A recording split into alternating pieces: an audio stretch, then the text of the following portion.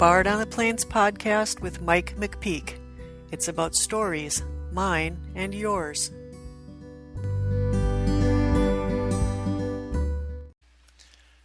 Today I talked to Kevin Allder. I first met Kevin in the Oscillocast chat room. I was a newbie in the room, but he had this warm, welcoming manner about him that made a person feel at home. Eventually I got to talk to him in a few Google Hangouts. This led to me being a guest host on the geekiest show ever when his regular co-host Mark Greentree was out sick. Doing this podcast and a couple others is what got me to thinking about doing my own podcast. When I told Kevin of my idea, he was quite supportive and encouraging, offering me advice on some of the things I should do. For this, I'm quite appreciative. But now, let's get to my conversation with Big in Virginia, a.k.a. Kevin Allder. Well, why don't we just start out by having you tell the people a little bit about who you are and where you're from and where you grew up. Well, my name's Kevin Allder, as Mike said in the intro. I grew up in Northern Virginia, and at the time I grew up in the part of Virginia I grew up in, it was fairly rural. Probably over half the county was, or more than half the county was agrarian-based, and most of it was cattle farming. 60% of the people I went to school with were either worked on or lived on cattle farms as I was growing up. So, and I had family that ran cattle farms. So, you know, it was a semi-rural bringing up. But I lived in a small town, and that small town, about 450 people, Round Hill, Virginia is the name of the town.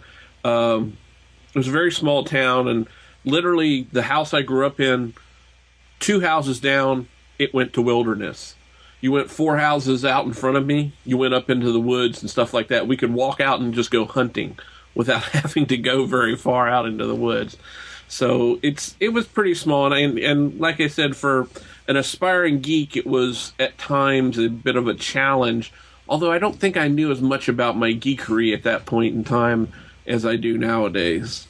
Well, you know, the town that I grew up in was fairly similar, Willow Lake, about similar in size, 300, 400 people, somewhere in there. And like you say, there was people on the edge of town. They could hunt deer off their back deck if they really wanted to. You know, the same similar thing. And, you know, for me, being a geek growing up, yeah, you know, it wasn't until Bill Gates made geeks cool and, you know, realized that we could earn money and rule the world just through technology. The geeks was the guys that got stuffed in lockers by the jocks, or in my case anyway it was. So that's kind of what being a geek was when I grew up. You know, I think probably my first entry into geekdom, and this goes way, way back, because I kind of rode the line between geek and party guy, I guess, a little bit. Hence my name growing up, I was called Wild Man by some of my friends. But the first foray into geekdom was when I got really into geekdom, I think, was when I got into high school. And not only did I join the AV club, Audio-Visual Club, for those listeners that are too young to remember such a thing, the library actually had people that went out and set up movie projectors, and if you were lucky enough to have a videotape that somebody was going to watch or something like that, we wheeled out that. So not only did I join the AV club, but I also got into role-playing games. One of the earliest that I had experience with was Dungeons and Dragons. And, you know, that was, you created a character and you rolled the dice and did all that. But I think the big electronic side of my geekdom came when I got the high school I went to, was able to acquire some switching equipment. And I actually got to play around with like a little miniature television studio. You know, you had fade in, fade out, we had cameras, and I actually produced a little television show. It was a presidential debate, a mock presidential debate, and it was really interesting. And it really spoke to my inner geek. Matter of fact, if you go back and look through my high school yearbook, and I'm not going to let people see those pictures, you can see me sitting in there with, I didn't quite have the pocket protector, but I did have my pens and stuff like that in my pocket, and we weren't allowed to carry calculators in school back then, but I did carry one around anyway, just because it was cool to have one. Yeah, and we didn't have anything cool like audio-video, and I will admit I did have a pocket protector. I have a slide rule. I still have it. I know how to use part of it, not all of it well, but I do have those. And my first exposure to the electronic geekery was senior year in high school. The science teacher gotten hold of a remote terminal, which was just basically two cups you stuck your telephone receiver in, and it didn't even have a screen to it. It had like printout paper that, what was that paper? You spilled Coke on it, it smelled like tuna or whatever. Yeah, green bar paper. Yeah, that stuff. And so that was our first exposure. And so we sat down, we wrote, my friend Dave and I, we sat down, we wrote a computer program for figuring out board feet. And it took us a while because we had no idea what programming was, so the teacher helped us through it and explained things. And so, that was the first exposure I had to the electronic geekery. Yeah, it was I started playing around, and I think I was probably maybe a sophomore or junior in high school when my neighbors across the street got a computer, and next door got a computer, and they had gotten an Atari 400, I think it was, or maybe an Atari 800. I can't. No, it was the 400 because it was the one that had the keyboard with the keys that didn't move. I mean, you really had to bang the crap out of this thing to type on it. So that was my first foray, and every time I'd go over to visit them, I'd sit down in front of that keyboard. I was just awestruck. The first thing I taught myself to do in BASIC was to make the computer count, but I didn't know how to break the loop without doing a hard break in the sequence. But I could make it go X equals 1, X plus 1 display, and then the thing would just sit there and count. And I was totally fascinated by the fact that I could make this thing count to infinity, so to speak. Yeah, my first computer was a Tandy color computer, and same thing. Once I kind of started doing a little bit of the programming on that, and back then there was no internet. There was some programs you could get. I started out with a cassette, and then I finally got a floppy. But a lot of the programs I subscribed to the Rainbow magazine for that computer, and it had programs, and you sat there and you typed them in by hand, and that was a good introduction to programming. Yeah, I remember doing that on the very first computer I ever actually owned myself was a Commodore 16. And in the only storage on, I bought a whole magazine. I saved up and bought a whole, it was the equivalent of a magazine, but it was maybe a little bit thicker, and it had nothing but programs in it for BASIC. And I didn't have a cassette drive, so every time I wanted to play a game, I had to sit there and key in the whole program, and then hope I didn't make a mistake. Then I could play the game. Yes, and air troubleshooting on those things got to be really difficult because you had to make sure you tell your difference between an O and a 0, and some of them where you were actually peeking and poking in machine language for some of those programs really got, because you weren't even typing in words, you were typing in strings of stuff, and you just had to check it real close to make sure, and just something in the wrong place, a wrong letter leaves something out, the whole thing would die, and then you had to sit there and troubleshoot it. You got good at trying to find errors in programs. Yeah, that was, and I think that was when I promised myself that the next thing I would save up and get was the cassette recorder so that I could, I said this was ridiculous to have to sit there and type this stuff in constantly. And I think my mother was flummoxed by the fact that I spent money on a cassette recorder. She said, "What do you want that for? You've got a regular audio cassette recorder." I said, "Yes, but it doesn't have the proper interfaces on it to hook into my computer." She said, "What computer?" And I said, "This computer." Oh, she said, "I thought that was a game console." I said, "No, Ma, it's a computer." My mother grew up during the Great Depression, so she was somewhat a little bit of technology illiterate. Not that the rest of my family was any. My immediate family was much better. My brother and sister were, they knew what computers were, but they thought I was nuts for even touching them. Well, and you see, I had kind of an early introduction because since there was a kind of a gap in my family there in age between me and the rest of them, my brother-in-law, when he would come home when I was a kid, he actually worked on mainframes, and he did the punch cards.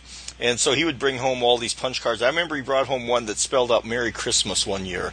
And so he talked about these sort of things. And, he didn't go into depth about it. But, he did. That was kind of my first inkling about computers, and I thought that was kind of cool. Well, what was really interesting was I think it was the county that I grew up in. They had the computer center was centralized. It was what was called the vocational center, about 12, 15 miles from where I lived. And you could go down there, and they still were running punch cards on the system that they had. And this system not only served the school system, but if I'm not mistaken, it also served the county government doing taxes and all that kind of stuff. But you could go down there, and they'd give you the stuff that was punched through the punch cards, the punch outs, the pieces. I used to go in there and get bags of that stuff and take it to football games. God, that stuff was hard for girls to get out of their hair. I'd throw that crap in the air when we scored a touchdown, and it would go everywhere, and people, God, get the crap out of my hair. Spend a week trying to comb that stuff out. And for some reason, as you're saying that, I have a picture of our friend Bart Bouchat's going, that's a security risk. You could have taken that stuff and run it through and found out what people were doing. When you stop and look at, the way things were and the way things are now, and how casual people were with some things. Because if somebody kind of could figure out how to do it, they could have run those things through and got a lot of information if it was tax office and a lot of those other people. Well, this was actually the little teeny pieces. Oh, punched out, not the cards. Oh, but the pieces they punched out. The chads. Chads, yeah, that's it. Thank you. These were actually the chads. So this made a heck of a mess when I threw this stuff in the air. It'd come right. It looked really great. Oh, yeah. Because it blew everywhere. Because it was so light, it would just go flying in all directions. And this stuff would come down on the heads of people, and it was great. And then I'd hear girls on Monday morning, "I'm still combing that crap out of my hair. Darn it, you!" Well, in my case, if I had done that, it would at least been a chance for girls to talk to me. But I could see those things flying pretty good because they are kind of big and they would float on the air because of the surface area there. Yeah, they were really great. But computers didn't even exist in the high school that I went to for the most part until I was a junior, and they got some TRS 80s. The old trash 80s. The old, the gray ones, 80s. The black and white ones. Yeah. And the only way you could take a computer class, and frankly, listeners, I was not this intelligent, you had to take it as an extra class. And plus, you had to already have completed a bunch of other academic preparatory classes, and you had to take it as an extra class, so you had to go in an hour early to school to go work on this thing, to create a program that then got sent down to the county computer center to be compiled, and you got your output back the next day. So, unfortunately, I wasn't quite that gifted. We'll go with gifted. Or I lacked the willing to apply myself, because after I got past my sophomore year in high school, I figured out I don't have to work this hard. I can ease back and still get through this thing. I don't need to apply myself so much. That's kind of the way I got through ag class, because the ag class was really kind of easy for me. And so the teacher would give a test, and he would put bonus questions on there. So I get 100% on the test, and then the bonus questions too. So I get like 104% on the test. So then I didn't do the homework, which I didn't really like to do that much. Was like reading magazine articles and summarizing them. And so I still got a passing grade in there. But yeah, I was just kind of like gliding by because I just didn't really want to have to, put that much effort into it. Yeah. It was really tough my junior and senior year to get into my geekery. I mean, all I had was that little Commodore 16, and, I kind of outgrew that, but I kept playing around with it. And then I think I became in seventh heaven when a next-door neighbor got an Apple II, and I got my first peek at I'll call it a real, true computer. And, boy, was I in hog heaven. That was absolutely great.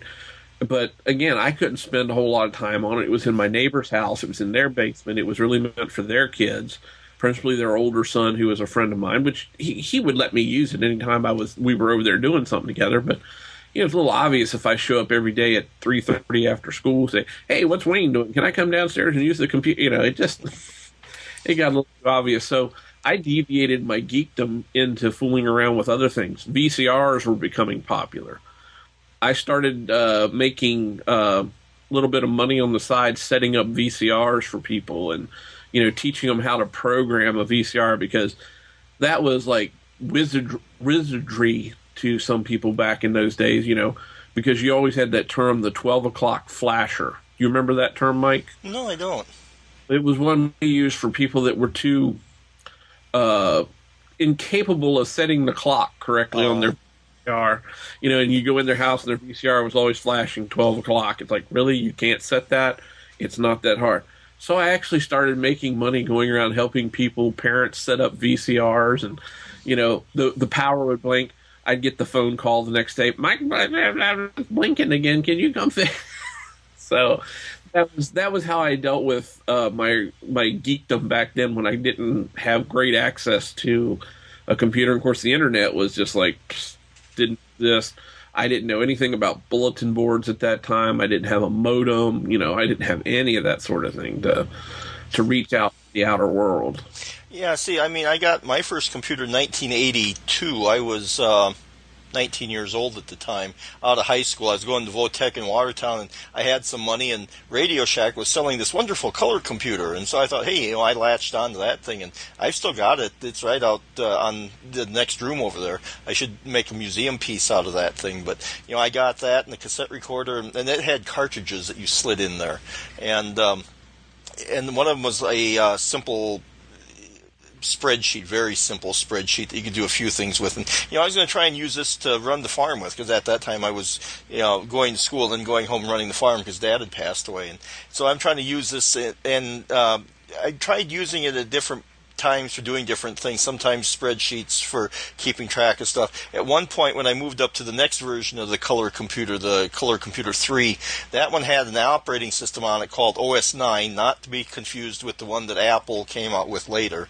And it had a database program in it called Sculptor, based on DBase 4, I think it was. And so I was trying to sit there and construct a database for running the farm and keeping track of records. And it was a grand scheme. The only problem was that I really didn't know a lot about accounting, so I was kind of learning as I was going along. After a while, I realized this is not going to work, so I kind of gave up on that. Well, what was, I guess the first major computer I bought that I didn't buy used was probably an IBM PC XT. Yeah, I think it was a PC XT I bought back in, the early 80s, and I played with that for quite a while. That was, I can still remember also my mother again telling me, "Why did you buy the computer? You should have bought yourself a new car to use on your paper route." I went, "No, I want the computer. I think computers are the way to go." "I think you'd been better money invested if you'd gotten something to do your paper route with." So, that was a foray into it, and I really enjoyed using that computer. It was a great computer. It was my first. I couldn't afford the Apple II or the Mac. I looked at the Mac because I went to this place that's a store that no longer exists. And this is an interesting story. Living out rurally like I did, I had to drive. God, I guess it was about 45 miles to find the nearest store that sold computers. There was nothing around me that sold computers. Same here. You either had to go to Watertown or Huron, 45 miles either way. Yeah, so I drove, and I had to mortgage my future to buy it. It was the first time I'd ever bought anything on credit majorly, and oh my God. But I really looked at it was the original Mac had come out about the time I bought that XT, and I loved it, and I thought, wow, this is a cool computer. I've got to have one, but I just couldn't swing the money right then. So I ended up buying the XT, which it gave me a good basis. It fit in well with what I do at work. I mean, it still fits in because I'm still stuck in not a DOS world anymore, but a Windows world. So, I mean, it's, it was different, but I coveted the Mac. I coveted that Mac so much that it wasn't too many years later I managed to acquire a used Mac Classic, and I still have that computer. It sits on my desk at work, and every once in a while somebody will come into my cubicle and look over there on the corner and go, "What the heck is that?" And I'll say, "That's my Mac." And I at work just to keep me reminded of how good things can be. And it still boots up. It still works. I haven't booted it in probably a year or so, but it still boots up. It runs. It has After Dark screensaver on it, so it has the flying toasters and stuff from way back in the day. It's running System 7, I think, or 7.5. I can't remember. So I still treasure that computer. I don't let anything happen to it. Well, it's kind of the same way with my color computer, and I still have the original color computer and the color computer 3, and I really like that color computer 3 because that had 128K of memory, if I remember right. Even though it could only address like about 64K of it at a time because of the way the chipset worked. And so they had different things of using the extra memory for switching out, bank switching, and all kinds of stuff like that. But that one, like I said, had the OS 9 operating system, and that one was my first exposure to what a real operating system could be because it was Unix-like. So you could do multitasking, multi-user environment.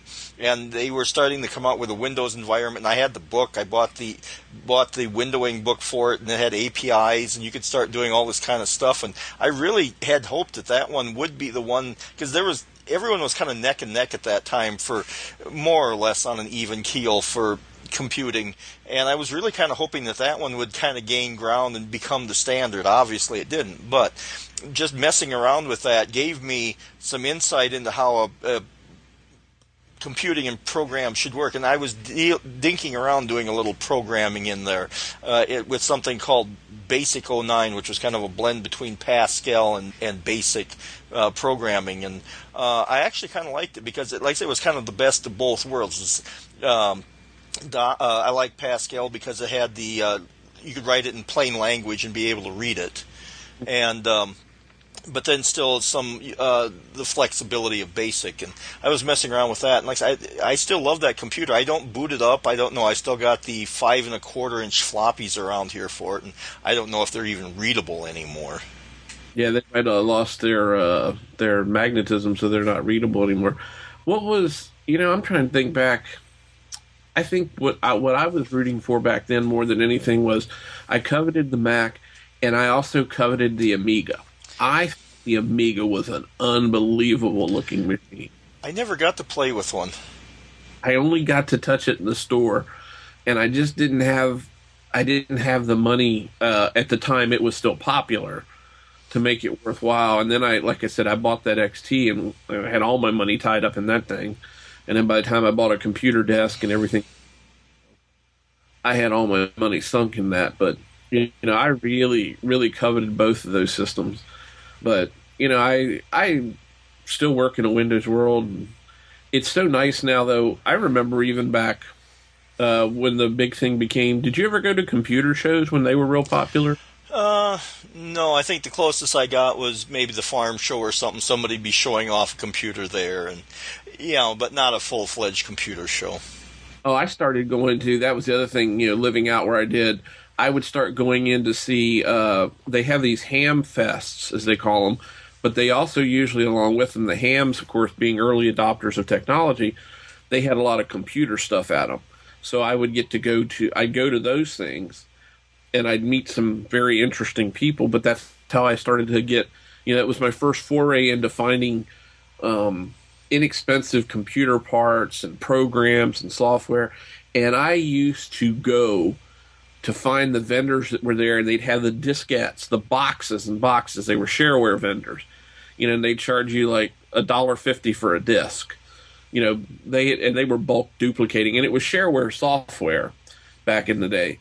But I would go and I would scarf that stuff up. And then in later years, you got what were called the computer shows, where you could go buy discount parts, an extra cable or. Towards the later days, I was buying hard drives and stuff that I was installing in other people's computers for them. And I used to be able to get computer mice there for like $5, and I'd resell them for 10 when I got home. Quick $5 turnaround. I'd buy like a box of the day. See, I never had that kind of opportunity because there wasn't any computer shows I knew of really close around. So mine was the back of computer catalogs or magazines. When I had my color computer, I would look in there, And then once they abandoned the color computer, I switched over to DOS, and then eventually worked my way up through Windows. And, yeah, I do remember the shareware days, and it even got to the point where the grocery store would have some shareware discs in there, and so I'm kind of going, crap.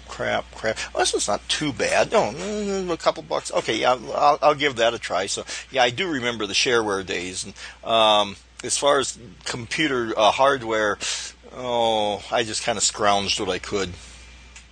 Well, I did it just mainly it was kind of like a self-supporting habit, I would take, if I had $50, I'd buy some parts, and I could usually turn around and sell that, and that would, come back to me as, say, I could always double my money, sometimes even more. Well, that was $100 I could then put aside to put into whatever computer I was using at the time. It was like a self-fulfilling thing, and it was kind of like a brewing moonshine if you're an alcoholic type of thing, See, mine was just one big money suck. I never got any money out of what I was doing there. So, I mean, and I couldn't really turn around and sell any of that hardware that I did. I think of all the computers that I've had, I traded in one, and the rest have either gotten handed down to the kids and then eventually thrown out. I don't remember ever selling any of the computers I've ever bought. So I've never really gotten any kind of return on investment on my my hardware. I'm sure if I actually added it up, I didn't either. It was just, it was more a game with me saying that, this is all paying for itself. Yeah, it's paying for itself. There's no cash outlay here. I'm actually paying for it, or I'm making a profit. I know dang well I wasn't making a profit. I was, it was a money sink, but it made it like a little bit less of a money sink, I think, Mike, than normal. Well, I think maybe my rationale might have been this is my form of entertainment. I'm not going to going to town, going to the bars, doing a lot of the other stuff. I buy the stuff, I stay home. I'm there, with my wife and eventually with my kids. So, it was my form of entertainment. So I guess if you look at it that way, it wasn't so bad. Yeah, that's true. My computers have kept me over the years, have kept me out of a lot of bad situations where I probably would have gotten into more trouble than I needed. Well, and now, just because I've been at it so long, I've kind of become the computer person in town here that people will call me up and, ask me to do things for them. Like our next door neighbor, I've had some adventures with her, and she's the person that I can claim has given me my unique geek cred of having flashed the BIOS on a sewing machine, because she's got a computer controlled embroidery machine, and she needed it. It had the old style file names like DOS used to do, 8 characters. So if you had a longer file name, it'd truncate it and then put the little funny thing in there and then a number. And so she couldn't read any of her files on it. So I went to the website, found the updated BIOS for it and flashed it for her, and she was just real happy. So that's the kind of things that I've done. I guess that's where it's paid out for me, and she's very generous with financial reimbursement. So I can't complain about any of that. So I mean, and in town here, I'm kind of the guy that people will call for those kinds of things. I was for a while, but as the area I lived in has grown up and stuff like that, I mean, it's really turned on. I know.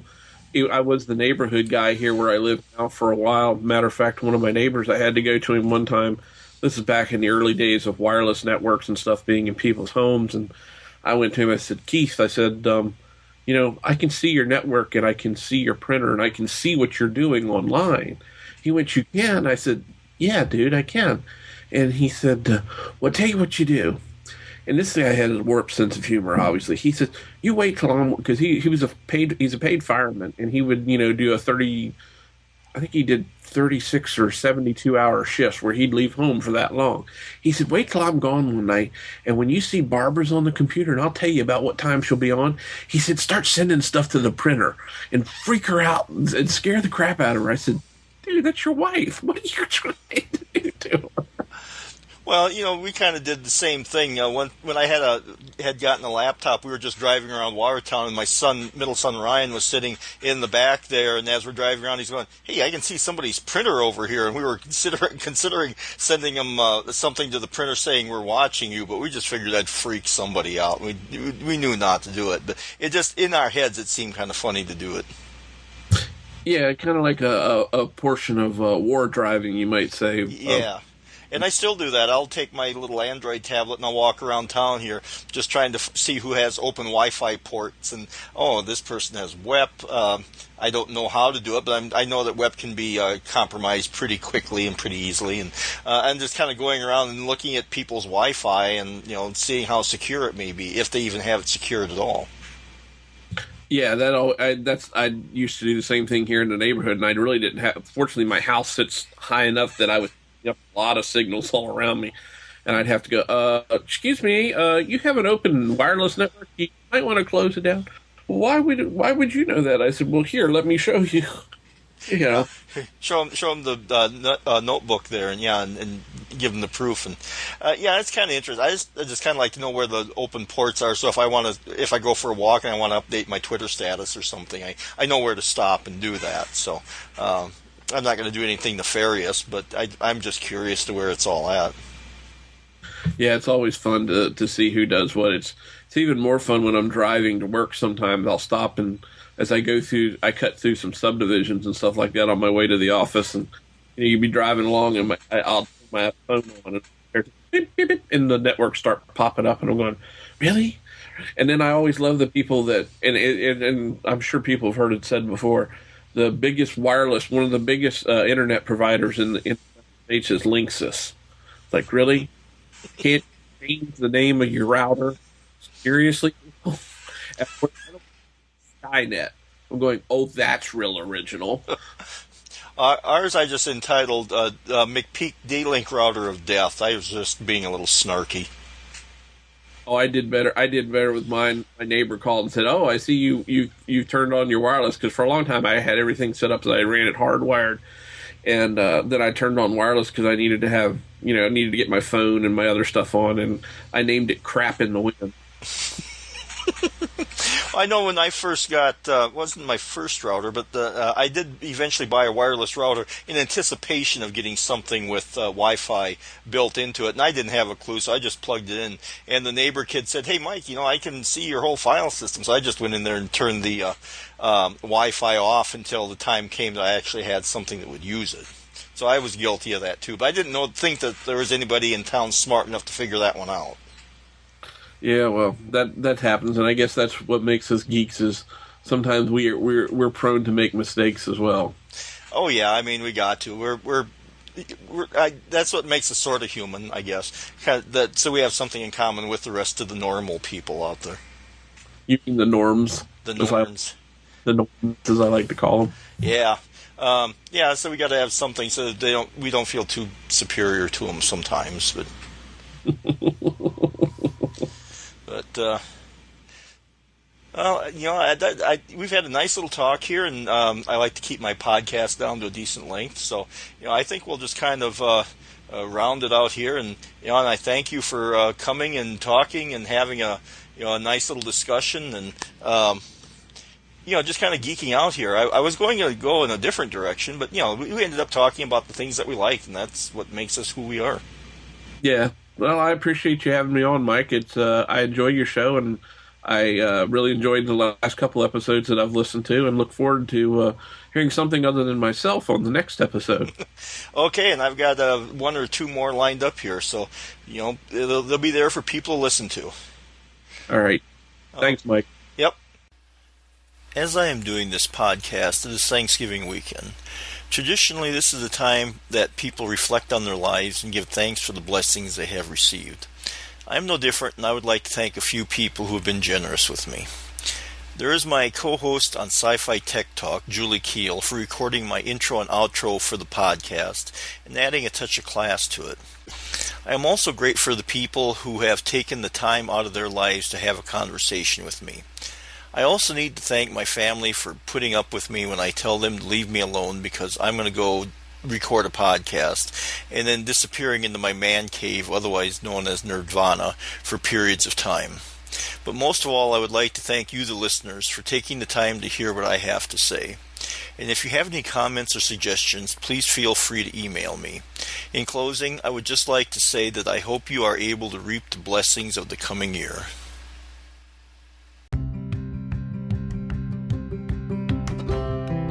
If you have a story you'd like to tell, contact Mike on Twitter at bardontheplains or by email at bardontheplains@gmail.com. For more information about the stories in this podcast, visit bardontheplains.com.